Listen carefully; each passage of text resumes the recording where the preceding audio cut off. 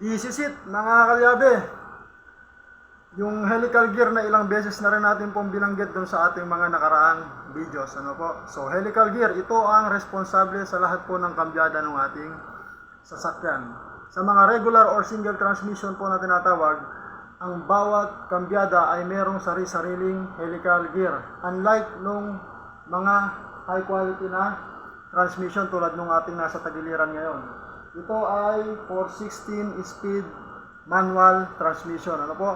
So meron itong 16 na kambyada, pang 17 yung reverse, hindi pa kasama sa bilang po yun. So balit meron lamang itong isa, yung hawak ko po, 2, 3, 4, 5, 6 na helical gear. 6 na helical gear, responsable sa 16 na speed.